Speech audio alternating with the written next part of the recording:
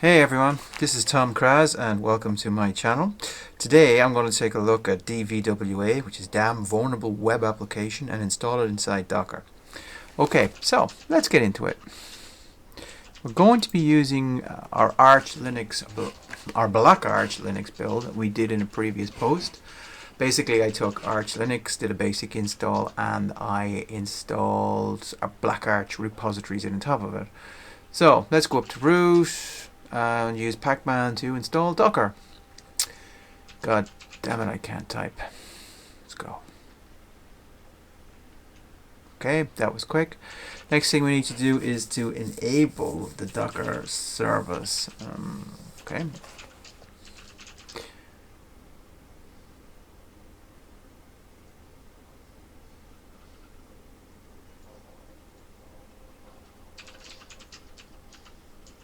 Okay, so after the service is enabled, we've got to identify the right image to use. So there are a few different DVWA images inside the Docker Hub, but let's just pick the one I know that's under vulnerable.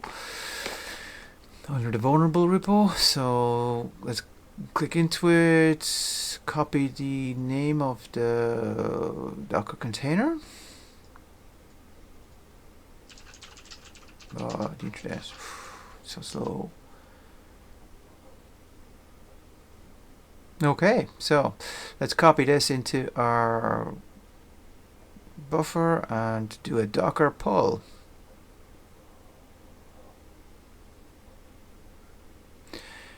Okay, not too big, but it will take a couple of seconds to download. I've got a pretty fast connection here. Oh, it's nearly there. Come on, come on, come on, come on, come on, come on. And there we go. No, not quite.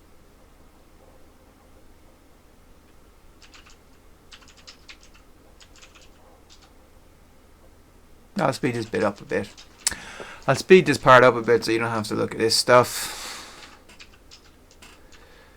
Okay, so now we've got it pulled. So let's take a look at the images. Yeah, download it. Looks good.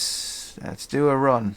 So we use the IT to make it interactive Docker. We use D to demonize it in the background. We use RM, so when the image is stopped, using Docker stop, it's actually deleted, so no data will be saved. It's important to remember this step. We'll give it a name. We call it DVWA. We'll forward the ports to our local system on port 8080 while it's running inside the container on port 80, and this is the image we can pull down. Okay, looks good. Perfect. Running. And let's take a look at the logs. Let's see if I can learn how to spell. And we can see that the Apache web server has started and there's some logs available. We don't need to look at that. So I just want to explain the command one more time. This --rm part, it's really important that if we stop the container for whatever reason, everything is deleted. There is no data saved. No matter what we do inside this, we cannot save the data. It's also worth remembering that you cannot undo this. If you put the rm command, there's no way to back out of it. So only use it if you have to, but I think for this kind of testing it's perfect. We only need something temporarily. Okay, I also want to know that if I try and stop the image, it stops fine.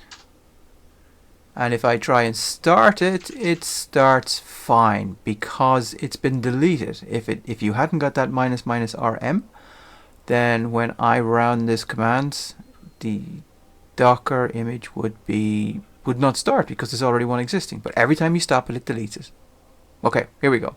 Let's open it up inside our web browser. So localhost port 8080. Default login is admin, password is password. Okay, so this is the initial page after you install it. So we have to create the database, which is missing.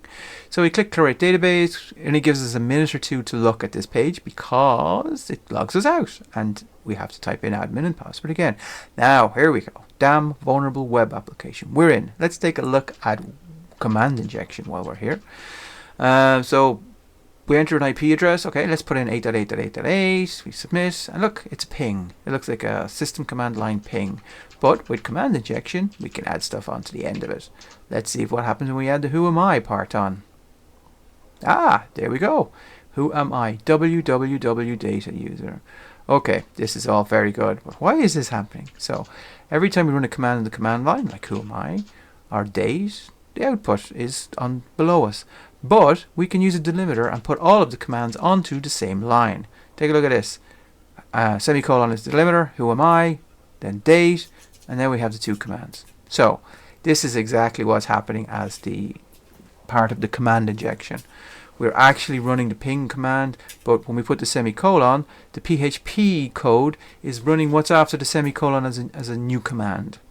We can also use double ampersands as well as a delimiter. Double ampersand will only run if the previous command is successful.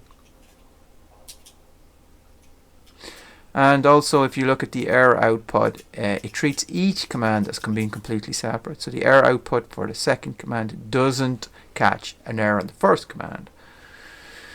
And one more time, 8.8.8.8 is what it expects, but a delimiter, and it allows us to run another code.